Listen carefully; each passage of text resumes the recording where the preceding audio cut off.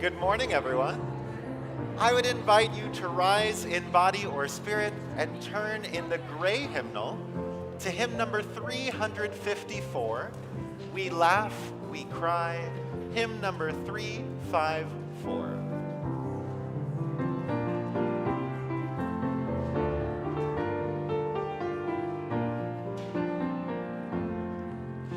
We laugh, we cry, we live, we die, we dance, we sing our song. We need to feel there's something here to which we can belong. We need to feel the freedom just to have some time alone. But most of all, we need close friends we can call our very own. And we believe in life and in the strength of love. And we have found a need to be together.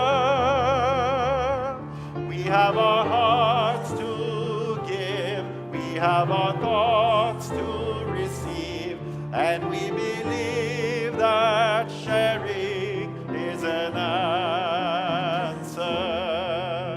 A child is born among us and we feel a special glow. We see time's endless journey as we watch the baby grow. We thrill to hear imagination freely running wild. We dedicate our minds and hearts to the spirit of this child. And we believe in life and in the strength of love. And we have found a time to be together. And with the grace of age, we share the wonder of youth. And we believe that growing is an answer. Our lives are full of wonder and our time is very brief. The death of one among us fills us all with pain and grief. But as we live, so shall we die, and when our lives are done, the memories we share with friends, they will linger on and on. And we believe in life and in the strength of love. And we have found a place to be together. We have the right to grow. We have the gift to believe that peace within our living is an answer. We seek elusive answers to the questions of this life. We seek to put an end to all the waste of human strife. We search for truth, equality, and blessed peace of mind. And then we come together here to make sense of what we find. And we believe in life and in the strength of love. And we have found a joy being together. And in our search for peace, maybe we'll finally see, even to question truly is an answer. Thank you. Please be seated.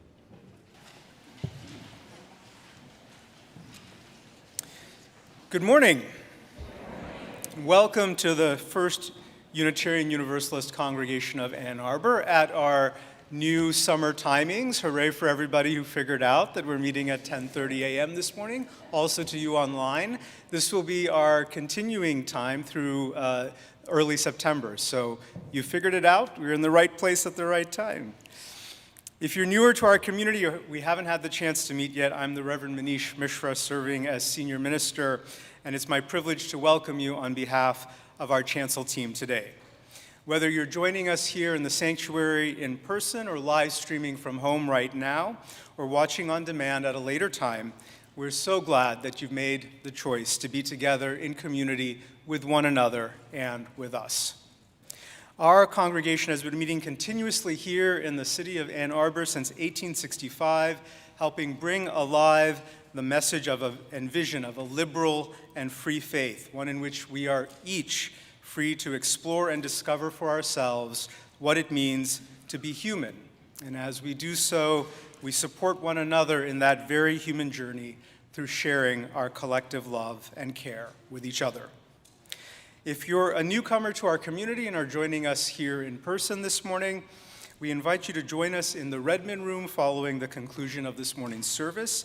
It's the first door to your left as you exit those double doors. There'll be members of our community and or our lay leadership there who will be available to answer your questions, either about Unitarian Universalism more broadly or our congregation specifically. If you're newer to us and are joining us in the live stream, please take just a moment now to introduce yourself in the chat. We know that there'll be more experienced members of our community there who will be delighted to welcome you and greet you.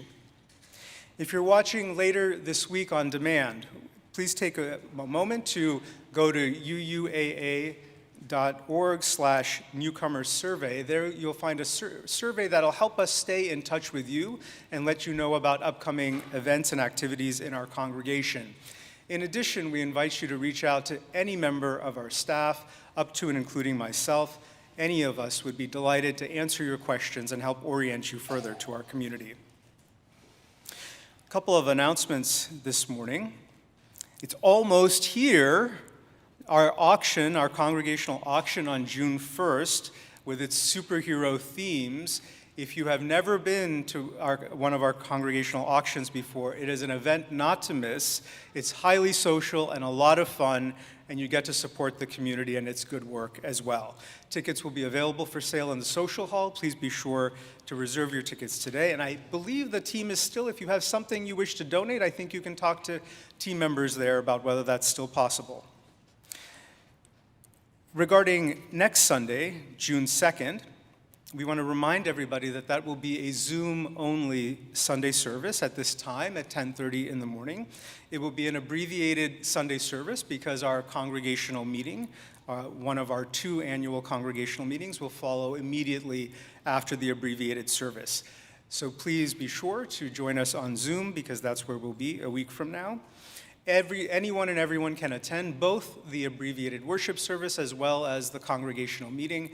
Only members of the community, however, can vote on anything that may require a vote. 2 Sundays from now, June 9th, please mark this on your calendars. Following the Sunday service, there'll be a celebration honoring the congregational year that is rapidly coming to an end. There will be ice cream, there will be a bounce house, something involving water balloons and battling with water balloons. I don't know what that means. You may want to be prepared to get a little wet, especially if you're younger ones in our community. What I can tell you is you won't want to miss it. So join us 2 Sundays from now for that. This Sunday, we celebrate our youth who participated in our congregation's Coming of Age program. They participated in months of mentoring and intentional reflection about what their personal beliefs or their credos might be. This is always a very special service, and we're excited to have our Coming of Age youth with us this Sunday morning. I now invite you to find a place of centering and grounding in your hearts as we move more deeply into our time together this morning.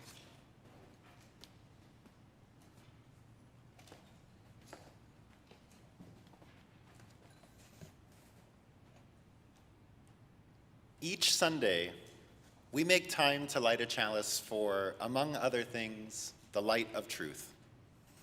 Our chalice lighting words say truth, singular, but Unitarian Universalists understand that there is not just one unchanging truth handed down from age to age. Instead, ours is a living tradition, one which makes sacred the right to engage in a free and responsible search for meaning, searching our own intuition and experiences, as well as sources as diverse as science, poetry, scripture, community, and the natural world. The answers haven't been written for us. Truth is ours to find for ourselves. Each of us can write our own story, draw our own map, paint our own picture. Today, I would like to invite one of our coming-of-age youth, Hazel, to join us on the chancel to light the chalice. As Hazel lights our chalice here in the sanctuary, we invite our online community to light a chalice of your own, perhaps sharing in the chat, the chalice is lit, and from where you're joining us today. Will you please join me as we speak together our chalice lighting words? We light this chalice for the light of truth. We light this chalice for the warmth of love. We light this chalice for the energy of action. We light this chalice for the harmony of peace. Thank you, Hazel. Each of us is empowered to write our own story, but that doesn't mean we have to write it alone. The people around us, our friends, our families, biological or chosen, our mentors, and this congregation, help us to grow into the people and into the community we are striving to be. And our covenant guides us in this process of growth and discovery, reminding us how we have agreed to be in right relation with each other and to encourage each other to continued growth, and to serve as companions on the road on our search for truth and meaning. Let us join together in speaking now the words of our covenant. The spirit of this church is love, and service is its law. This is our covenant with each other, to dwell together in peace, to search for truth in love, and to help one another.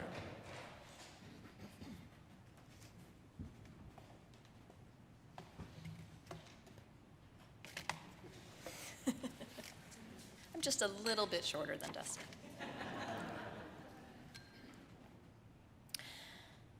A free and responsible search for truth and meaning. Our fourth principle, and the one that first attracted me to Unitarian Universalism. What kind of religion advocates for its adherents to question everything, to seek answers and guidance from many sources, and to look upon authority figures with a skeptical eye? My kind of religion. We are free thinkers. We ask the big questions. We ponder our place in the universe as a rite of passage. It is a lifelong endeavor, this search for truth and meaning, and it is an instinct that we are born with. Research shows that young children ask an average of 2 questions a minute. But it also shows that that number drops precipitously when they enter school. It goes as low as 2 questions per hour. As adults, it is our job to foster curiosity, to teach kids how to evaluate the reliability of what they discover, and to encourage them to always keep searching. Our story for all ages this morning shows us that the magic that can happen when we go above and beyond, when we read between the lines, and when we let our imaginations reveal what's possible. Going Places by Peter and Paul Reynolds.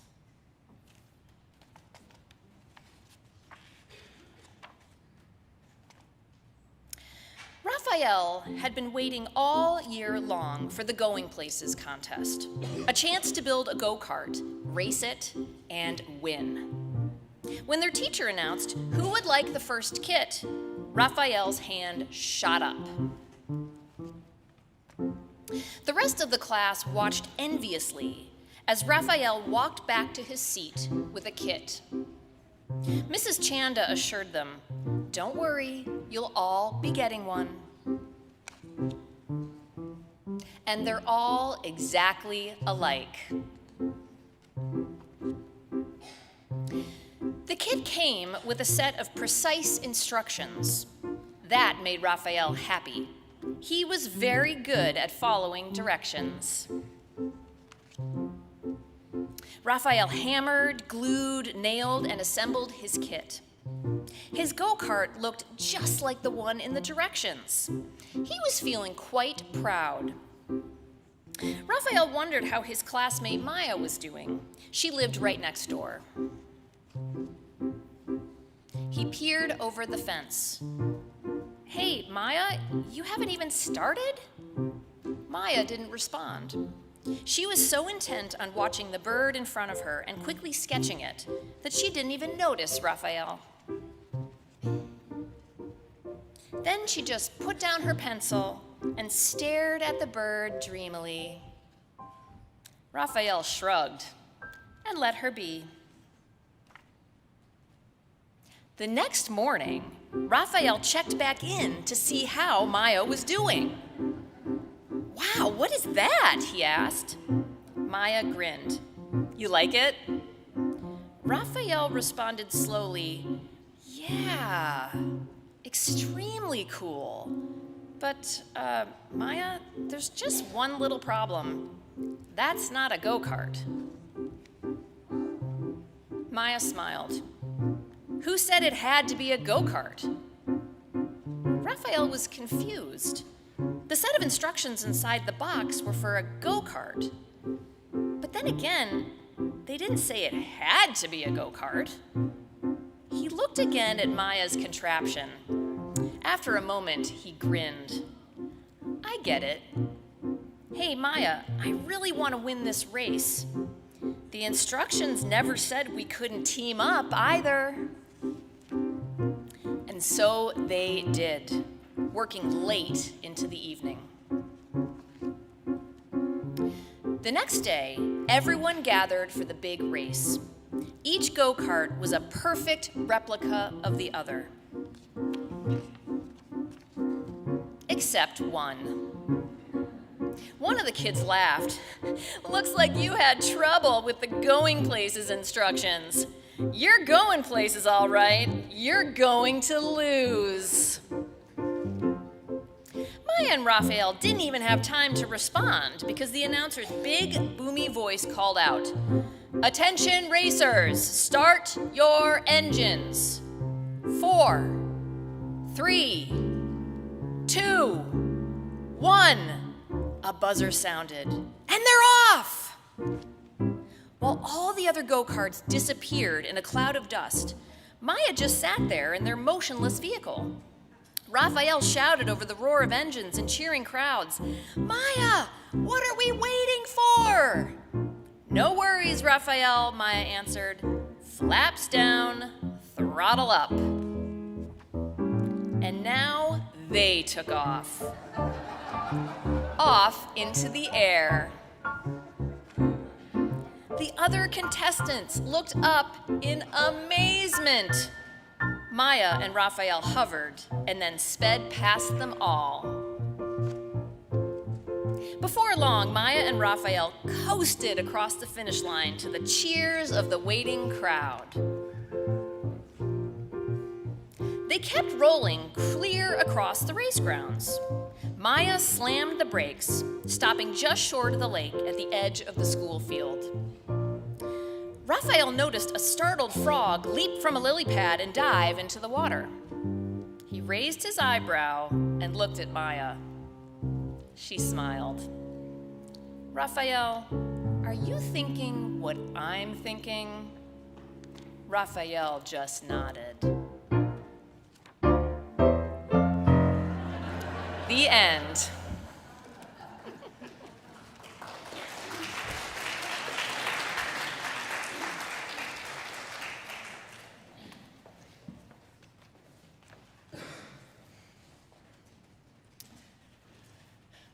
The world isn't always fair, but you don't have to just grin and bear it. If it's not right, you have to put it right. Words of wisdom from Matilda, the main character in a book by Roald Dahl that later became a musical and a movie. The story embraces the ideas of empowerment and standing up to injustice. ideas that resonate with Unitarian Universalists. We work hard to make injustices known, to try to put it right, to encourage and empower those who have traditionally not felt or were not allowed to be empowered. Think about all the ways this congregation works toward making the world a more fair, more just place. Think about what that means to you. So if you are able to make a financial donation today to further the ministries and programs of this congregation and all the work we do, I encourage you to do so as generously as you are able. If you are new to us or just visiting, your presence here is your gift to us, and you may allow the baskets to pass you by. But if you are able, here's how you can give. Online at uuaa.org/giving. You can text UUAA to 73256, or you can put cash or checks in the baskets. I invite the ushers to come forward now as today's offering is gratefully given and received, and I thank you for your generosity.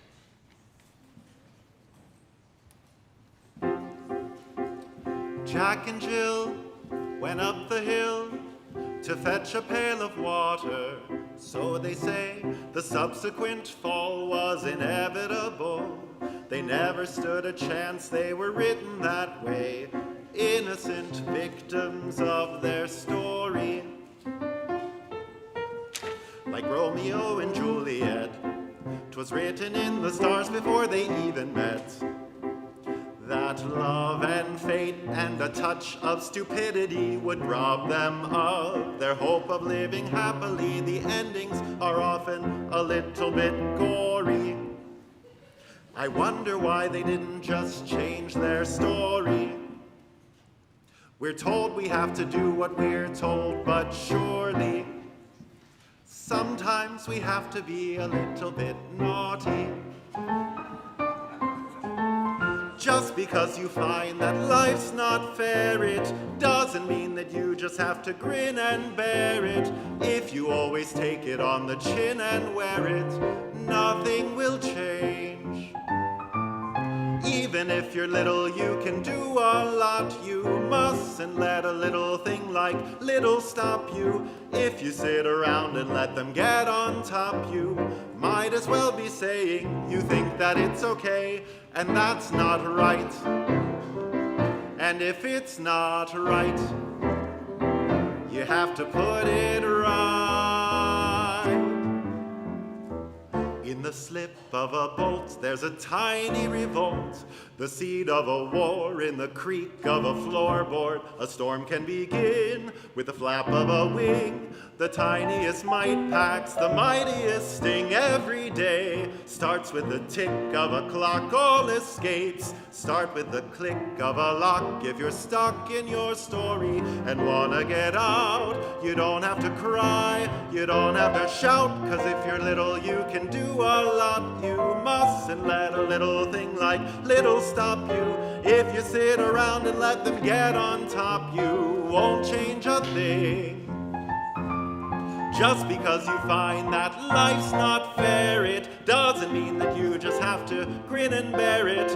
If you always take it on the chin and wear it, you might as well be saying you think that it's okay, and that's not right. And if it's not right, you have to put it right. But nobody else is gonna put it right for me. Nobody but me is gonna change my story. Sometimes you have to be a little bit naughty.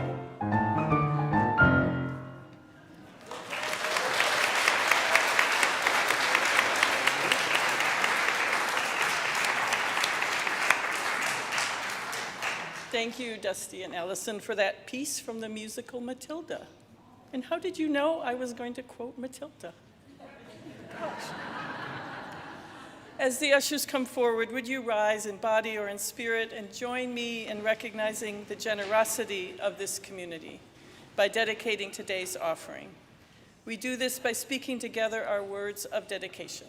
Let us say, to the work of this congregation, which is weaving a tapestry of love and action, we dedicate our lives and these our offerings. Thank you. You may be seated.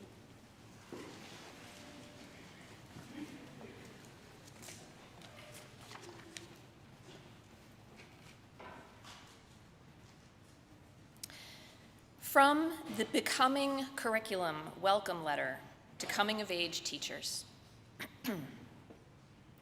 It's an understatement to say that navigating one's teenage years is challenging. There are so many voices and values vying for teens' attention. By helping your youth identify their own guiding principles and virtues, you better enable them to be creators of their story, not simply a character written by forces not of one's own making. You are also giving your youth a lifeline to our faith.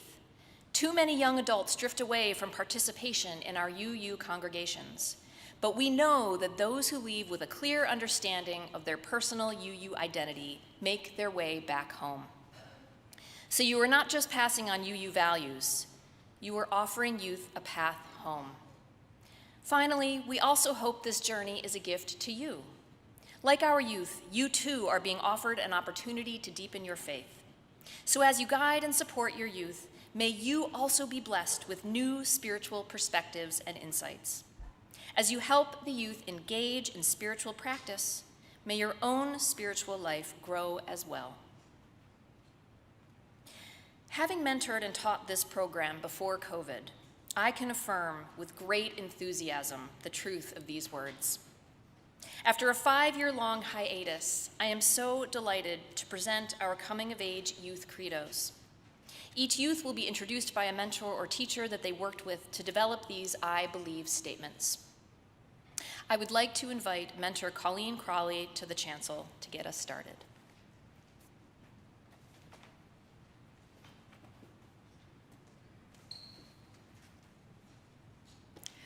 Good morning. I'm Colleen Crawley, and it's my great pleasure to be introducing Maeve Coffman. I've known Maeve since birth, pretty much, and she's come a long way since her truly auspicious arrival on the planet. And if you haven't heard about it, there is an MLive article about that event. Maeve is clever, confident, and thoughtful. She's funny and fun to be with. She's an athlete, a musician, and a really good student. Maeve is focused, and she's full of a life energy that brings joy to the world and a reassurance that if she represents the next generation, then the future looks bright indeed. As you may have guessed, I am extremely excited to present to you Maeve Coffman.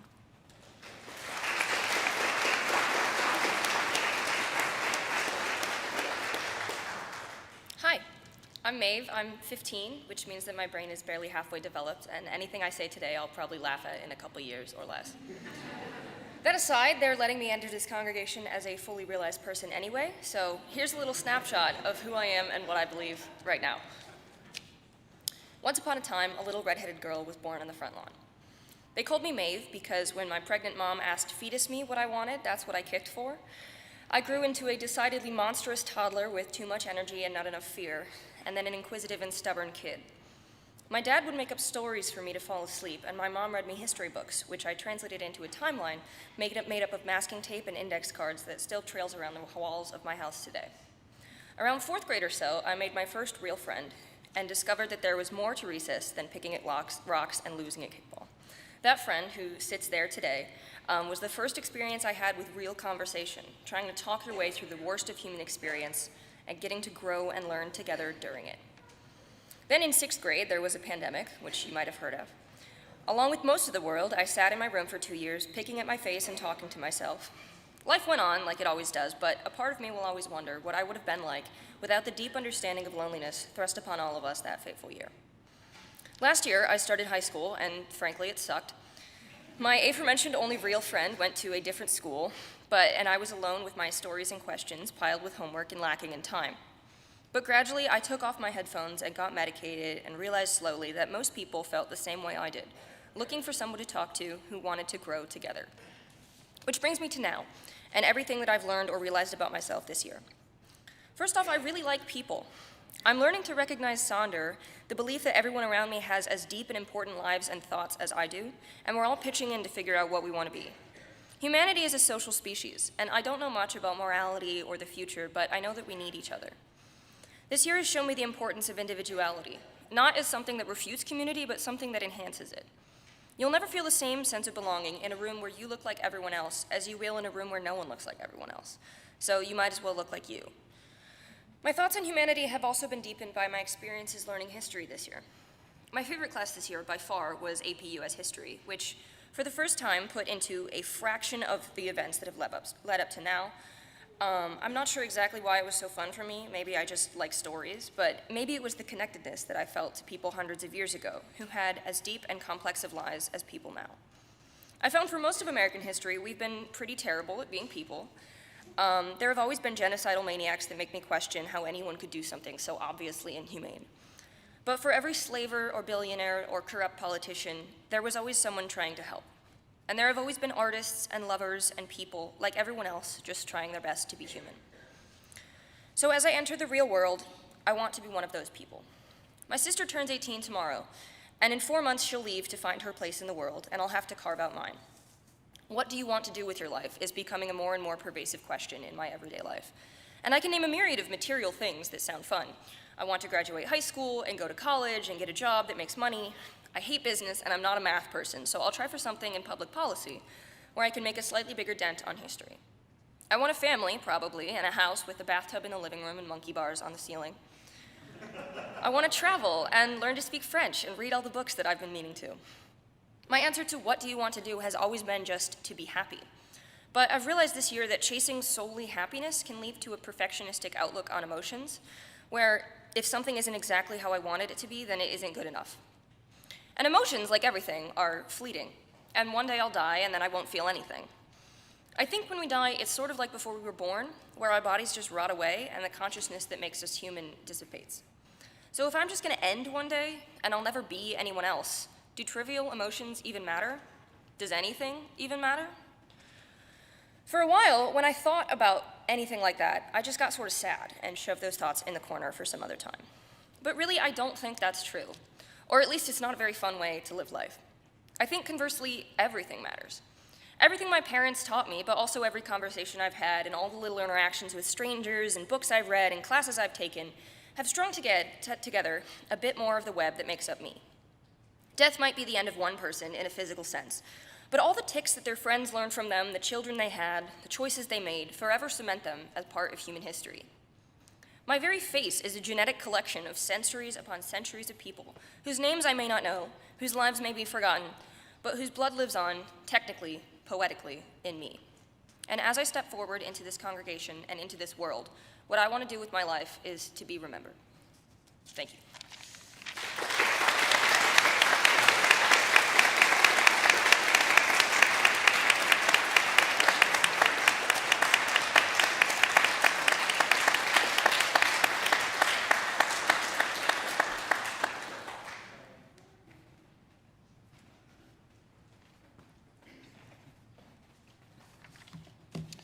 My name is Scott Olson, and I served as one of the coming-of-age facilitators this year. I've had the great pleasure of working with Alexandra over the course of the year, and I'm excited to introduce her to the congregation. As we explored topics ranging from whether God exists to how to live a moral life, her distaste for easy answers and her thoughtful questions of us and her classmates consistently affirmed something I think many of us hold to be true, that the free and responsible search for truth and meaning works best in community. I feel privileged to welcome her to this community.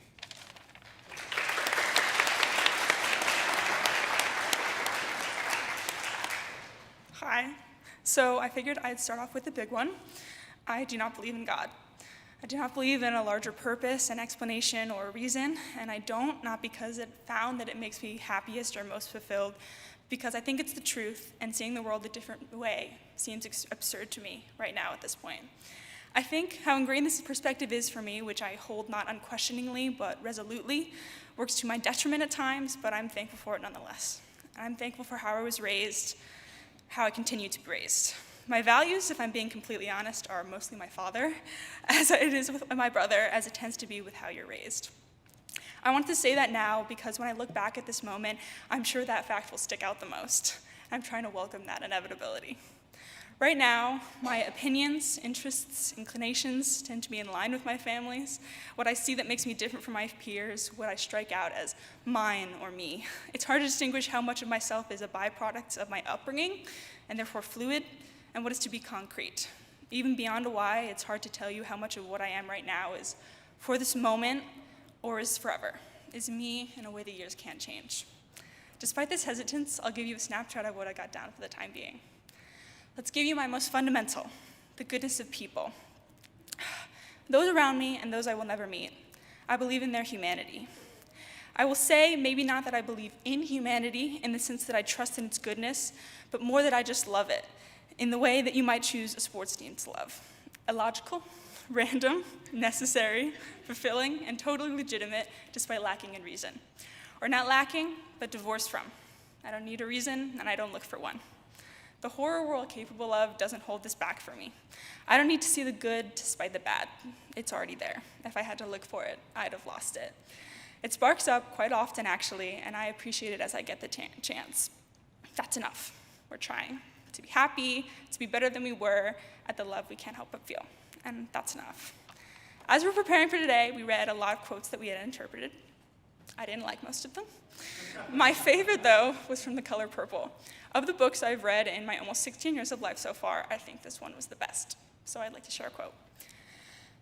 But one day, when I was sitting quiet and feeling like a motherless child, which I was, it came to me that feeling of being a part of everything, not separate at all. I knew that if I cut a tree, my arm would bleed. Alice Walker. I don't totally identify with that quote. I haven't had a single moment of catharsis like that, of irrefutable knowing. None of my beliefs, if I would even call them that, have appeared to me. They linger around in my head and seem different every time I wonder about them. But still, this interconnectedness matters to me more than I easily recognize. I come off as fairly cynical, I think, but my hopeless romantic defines me more than near anything else. I would describe myself as an optimistic nihilist, and as such very of my generation. How can this moment matter despite everything? You make it matter. You give it meaning. There's so much horror around us, it's hard to feel anything but removed from the world, and for me, it's almost impossible to believe. I've been lucky enough to experience the kind of life that makes cruelty unimaginable. So when faced with the fact of it, it seems entirely contrary to anything I've experienced, as naive and sheltered as that sounds. It seems so foreign to me that any semblance of hope to do with it, the idea that something so absurd could at first exist and then actually be stopped or remedied. Here, I wonder how this moment can matter in the face of everything that keeps going on as I live my life, basically without interruption. And yet, there's not another way. I'm sure you all have had the same thought, the same feeling of powerlessness. Don't look over here for the solution.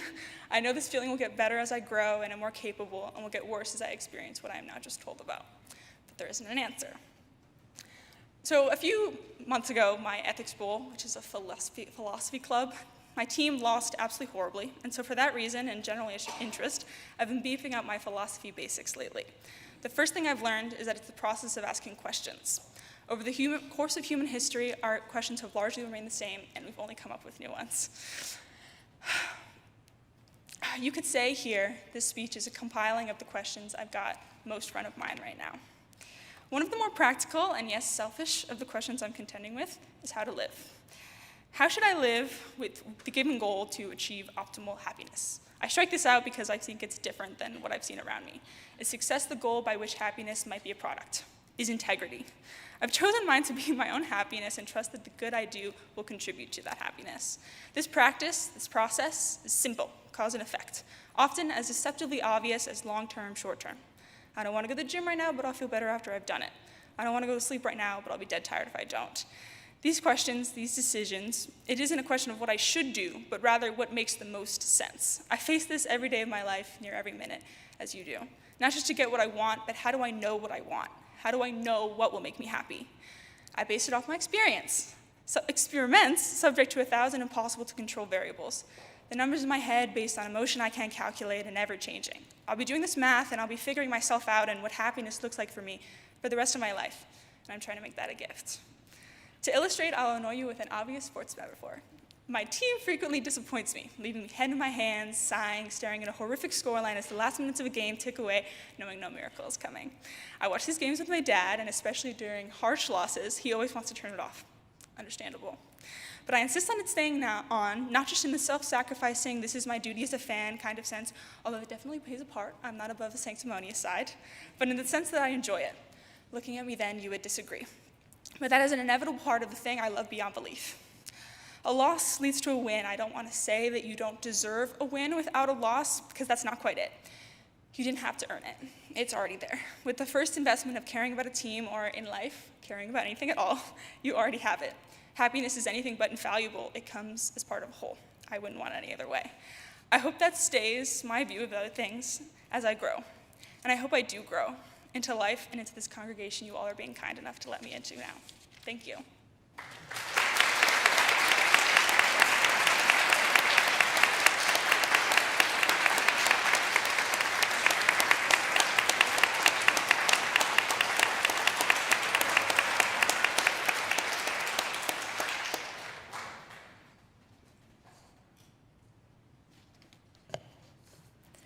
Hello, my name is Mackenzie Sato, and I know I look like one of the coming-of-age youth, but I am actually one of the teachers and mentors. And I had the pleasure of working with Elena Bauman this year. I'm so proud of her willingness to be vulnerable in her explorations, her joy and her storytelling, as you will hear, and her quiet but her strong convictions and her beliefs. She unfortunately couldn't be here this morning, but she has provided a video because she still wanted to share her credo with you all. Thank you.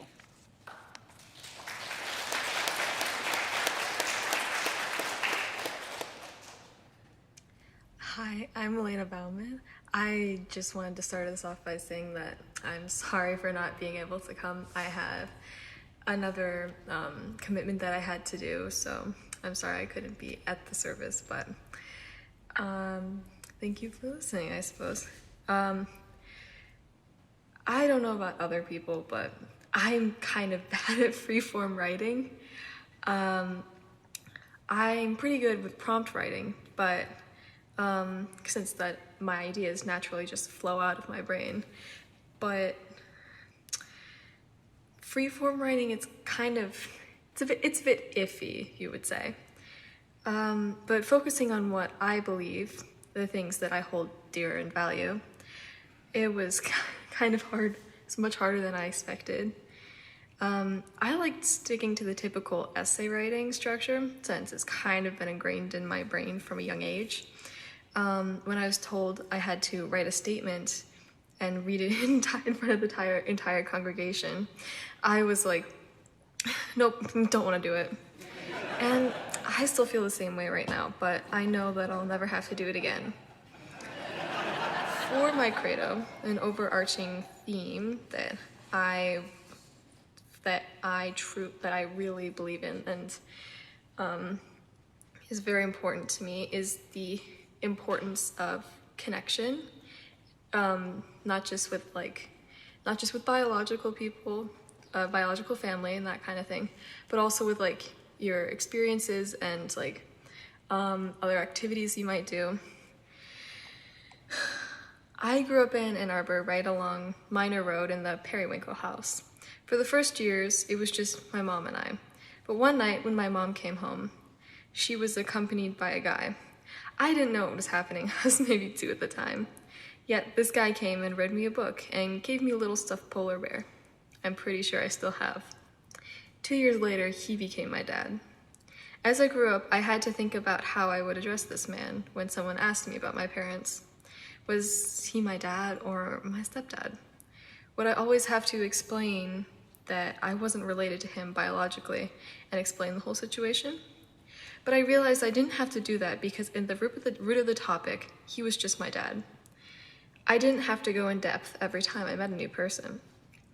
When I first met his side of the family, my grandma remarked on how much I resembled the family and how much I fit in. I think about that from time to time, wondering what she saw. She always made sure to include me, even though I was the youngest and most definitely a bit hyperactive.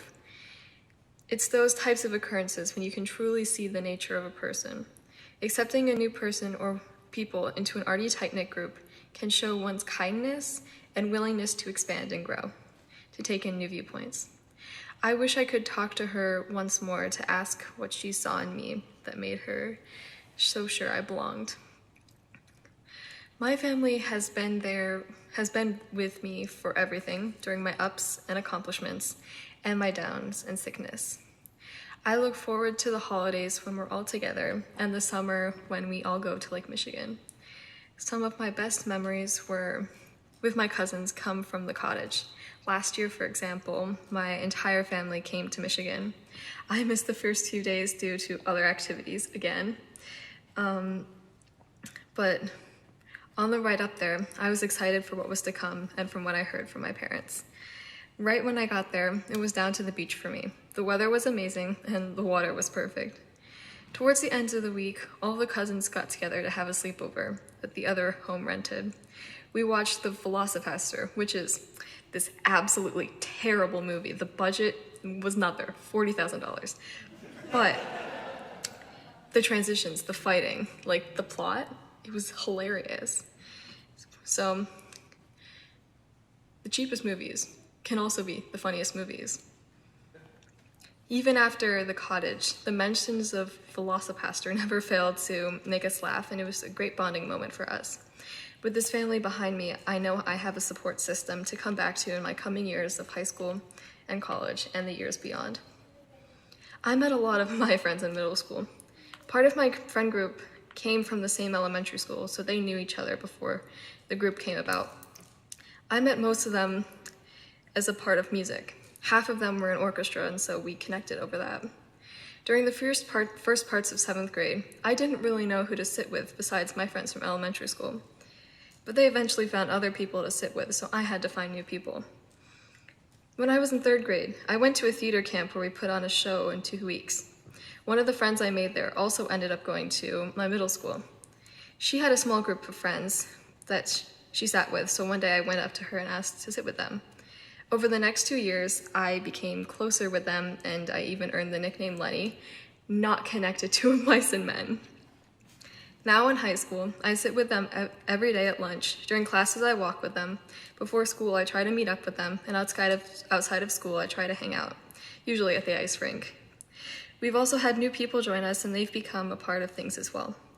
Every day I come home from school feeling fulfilled from all the laughter that my friends have provided me. I hope for the future that I keep the friends I have while in turn meeting new people and having new experiences together. Music is another big thing in my life. I started playing cello in the beginning of 3rd grade, and I've been playing ever since. It started out just as solo work with my teacher. By middle school, I joined orchestra, and at the start of 8th grade, I joined a quartet as well. In the beginning, I was quite bad, as one would expect. I've looked back at the videos of myself when I was younger, and it wasn't very pretty. Throughout this year, I learned a piece called Elegy by Gabriel Fauré. When I first started it, there were a bunch of technical things to fix, and rhythm was a bit tricky. But after playing it for a few months, I was past that, and I could focus more on expression and how I wanted people to feel by listening to it. Every time I played it, I would imagine this song, the story of mourning and breaking through, and at the climax, breaking through at the climax for one final push. At the end, it feels like a final farewell. I really wanted to convey what I was feeling and make the audience feel the same as well. Cello has been a great source of expression for me and releasing my feelings, and I hope for the future that I continue and possibly pass on what I know. The future seems so far away to me, but it is slowly creeping step by step. It seems like such a fragile and uncertain concept. One action has a multitude of effects. I still question my faith in what I truly believe. So I hope to look into that and what I want to follow. But I hope in the future that I continue to maintain the relationships I have built, be it with friends or families or my activities, and that they hold strong for decades after. I know nothing is permanent, but I hope I can keep these connections for as long as I possibly can. I would encourage everyone listening to take time to think about the connections you've built over the years and reflect on the memories you've had, be it good or bad. Thank you for listening.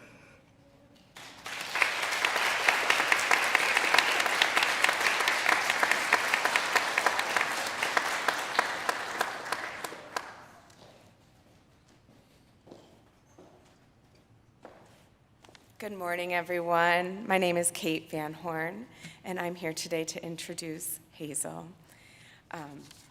Hazel is a deeply imaginative and creative person, and it has been my great honor to work with them on their visual Credos statement.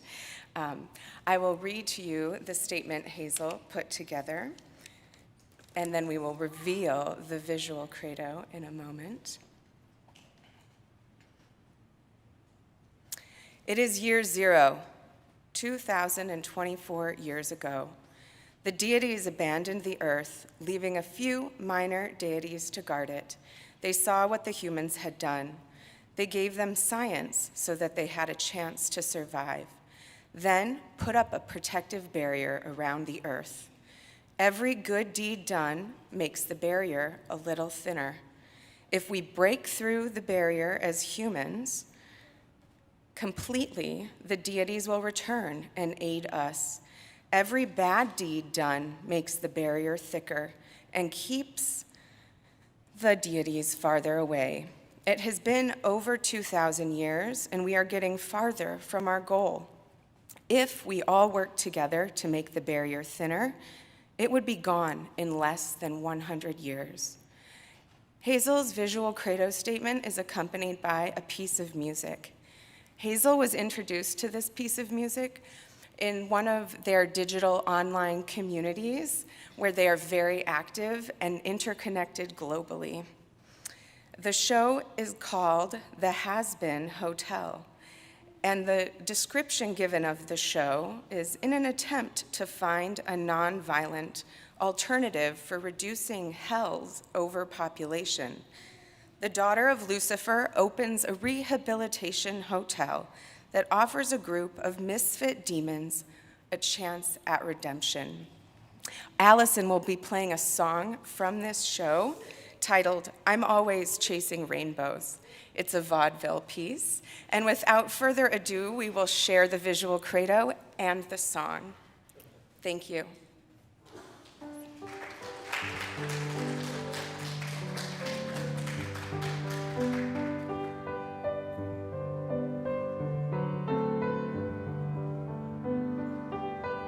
We invite you all to reflect while the song plays.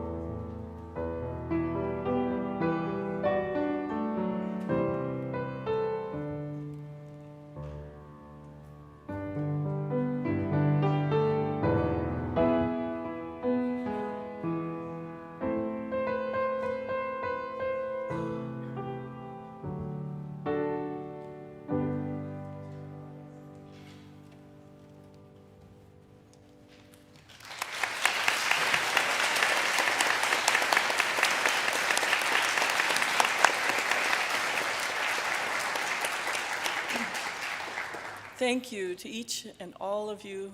The future indeed is bright, knowing you all are part of it. Creating a credo is something that carries a certain amount of weight. And we have heard from several youth today who have taken a really significant step towards involvement in this congregation, and who we hope will someday commit to membership here or in another UU congregation. And what better way to get a sense of how that journey might unfold than to recognize long-time members, kind of bookends of one's congregational life. It may be just beginning for these young folks, but for others, it's been a remarkable and long journey. So we're going to acknowledge all members of this beloved community by decades of membership, counting from the year you signed the membership book, or counting from the year you first showed up here and became actively involved.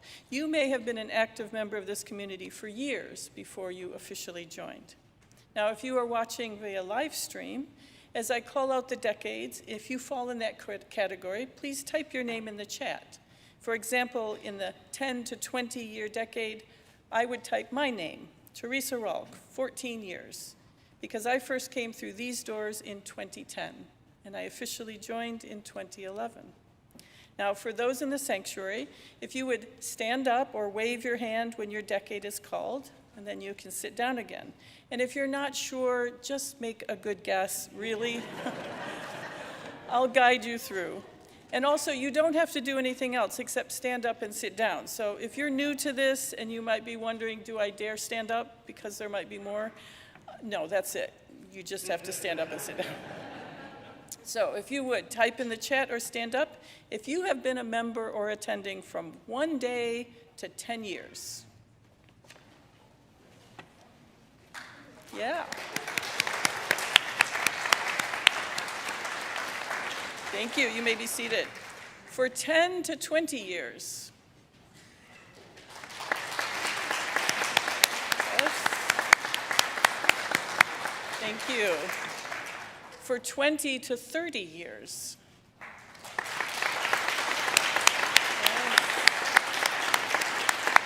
Yes. Thank you. Anyone from 30 to 40 years? Yes.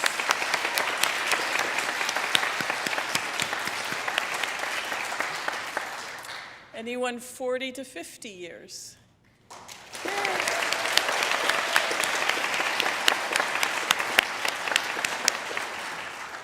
And there are some, I don't know if they're here, 50 to 60 years or longer.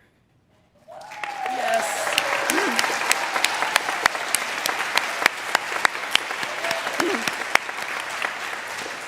Thank you. We also want to recognize and remember one more in that last group, Ethel Lee, who died just last week. She would have been a 60-year member in October, and she was very, very proud of her connections, her long connections with this community. So again, let's recognize the long-time commitment to this faith and this community, especially those in the 50 years and up. We are grateful for your presence, your leadership, and your wisdom. Once more, thank you.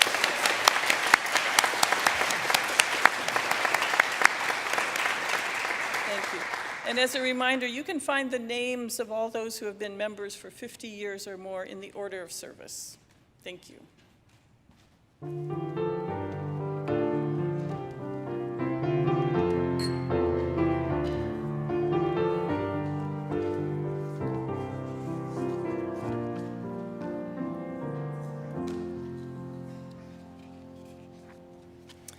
Maeve, Alexandra, Elena, Hazel, and also JJ, who participated in our coming of age programs. Thank you. So beautiful to hear from each of you this morning, your understandings of what it means to be human and this life that we're sharing together on this planet. So deeply grateful for each of you. I have always loved our Unitarian Universalist Credo services. I attended my very first one when I was in my 20s, in my late 20s. And since then, I have always thought, I wish I'd grown up UU, because then I could have had a chance to do what our youth just did. And even though I'm approaching nearly 20 years of ordained service, I have never had a chance to really offer a substantive reflection in a Credo service. We had some last-minute changes and adjustments for good reasons, so I get to, for the first time in my being a UU, which is really exciting for me. It was so exciting that I spent a little bit of time this week kind of scribbling my own little, like, what would I say? What would my credo be? And I wrote some things down, and then I thought, nobody'd be interested in hearing some nearly geriatric old man's thoughts on a credo. Would you? You would? All right, well, now you made me nervous. Well, we'll see. I might share a couple things from that. But mostly, I wanted to start off by speaking to our younger members. I wanted to just share a few things that are reminders, because these are things we all know. our credo, we often think of credos as belief statements. What do we believe? And of course, our youth, we give them the liberty to interpret that however they choose, which we saw today and honor. But when we think of beliefs, we know that beliefs are often temporary and that they can change and that they can even be wrong, even harmful. And we had some examples of that in the past 2 weeks. Those of you that follow football know that the Kansas City Chiefs kicker, Harrison, I don't know how you say his last name, Butker, something like this. He offered in a commencement address that he was invited to give his own version of a credo, if you haven't heard this, in which he articulated that his sincerely held belief that women should aspire to be good homemakers and housewives and support the men in their lives and learn how to cook really well, this kind of stuff,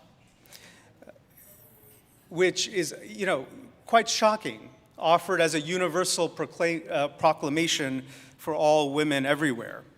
Now, but in a similar way, in the realm of beliefs, even sincerely held beliefs, there was a time in this country's history when people believed that it was men who had deserved the right to vote in elections and women didn't. There were times in the history of human beings when it was believed that the forcible colonization and dispossession of other peoples was perfectly okay. There's a time in the history of humanity where it was a deeply held belief and commitment in that regard that the enslavement of other human beings was also perfectly okay. So my point here is take beliefs and hold them a bit lightly. Hold your own personal beliefs just a bit lightly. They are a natural product of, among other things, information that you've been exposed to, the biases and preconceptions one holds, the time, place, family of origin that shaped one's life journey, and we could add to that list. There are many, many things that can inform the things we believe. So hold on to them lightly, because beliefs are always evolving, and some beliefs that any of us individually might hold might just be wrong. Hold on, recognizing that, hold on to them not just lightly, but also with gentleness. Has become all too common in our culture to offer our sincere beliefs with a lot of aggression. The universal proclamation of Harrison Butker, for example, not thinking about the impact that might have on individuals who have very different understandings. Hold your beliefs a bit lightly. Hold them a bit gently, not forcing them onto others. One can hold on to and believe what one understands as important. Now, I'd offer in that regard too, when people we love or trust, people, and particularly people who have the same values as us, folks we may consider friends or family members, when they're striving to tell us that we may be missing something important, the invitation recognizing that beliefs can be wrong, that they're shaped by circumstances, experiences, preconceptions, and biases, a good practice is humility, especially if it's somebody we love, somebody we trust coming to us and saying, "Can I talk to you about something? You might have missed something." We want to practice humility and be open to the possibility that our understandings may be incomplete. And the only way to explore that is through conversation and deeper dialogue. It's taken me probably decades of my adult life to get to this point, but when somebody I love or trust in community or in friendship or relationship comes to me and says, "I need to talk to you about something, you may be missing something," internally I try to tell myself, and it's become a spiritual practice, I may be wrong. I may be missing something. I need to pay attention right now. And then I listen. I listen really as deeply as I can and as sincerely as I can. And the cool part of this is all the leaders that I've worked with at UUAA in the past 6 years of being your senior minister, everyone here practices this actively. I have yet to meet somebody in our leadership who doesn't. If you go to one of our leaders and say, "Hey, can I talk to you about something? I think we're missing something, or maybe you're missing something," we turn to listening really deeply and with an open heart. So hold beliefs lightly, hold them with gentleness, even as we hold them sincerely. Now, I wanted to share one more thing. This will be my personal interpretation a little bit, because as we saw, we encourage our youth to interpret the notion of a credo. My spiritual teachers have always encouraged me towards the understanding that what we know from direct experience is more informative than what we think, what we believe at the level of concept, just intellectually.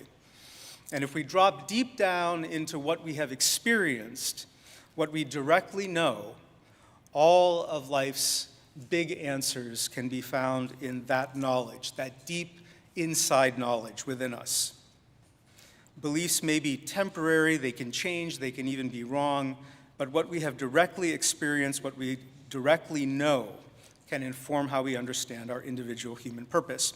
So if I was to write a credo statement, I would, in my own head, frame it as things I know, or things that I have faith in, or things that I trust.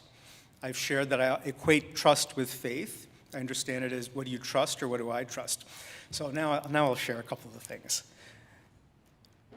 My first thing, I know that love matters. That when we show up in a loving, open-hearted way, much is possible. We can change others' hearts, we can change their minds, we can even change the world. I'd say next that I know we come from transcendence, however you choose to define it. I choose it in my own heart and mind as the universe.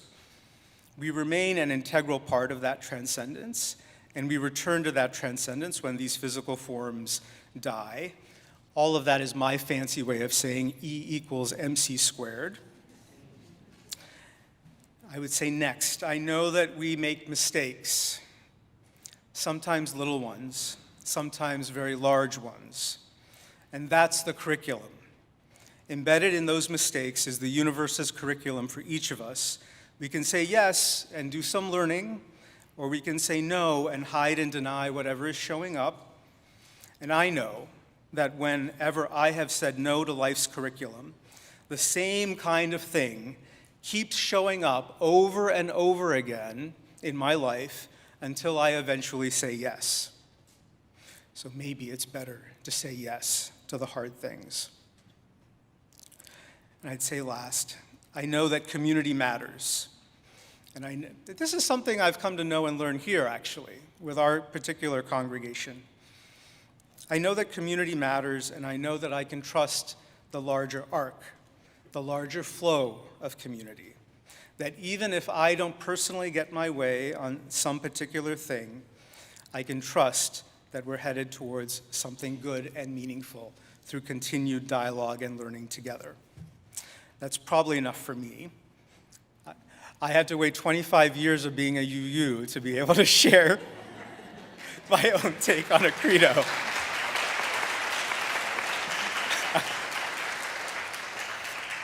But here's the fun part. You, the adults here, you don't have to wait 25 years. Here's my invitation, my homework assignment even for you. I invite you. The couple of things I jotted down took half an hour. It did not take long. My invitation is put together your own credo statement. Give it a try. It's a fun exercise. What do you place your trust in? What do you place your faith in? What do you trust about being human? What do you believe, if you will? Play around with it. See what you come up with. And then if you're comfortable, share it with a family member, with a friend. Hey, you can even email it to me. I'd be excited to read it and see what you have to say. May we all hold precious and dear the ways in which our tradition, our Unitarian Universalist tradition, grounds us, provides us a home, as it also gives our souls the freedom to explore our humanity deeply and freely, as it gives each of us the freedom to fly. May it always be so. As you rise in body or in spirit, I invite you to turn in the gray hymnal to number 301 and join in singing Touch the Earth, Reach the Sky, hymn number 301.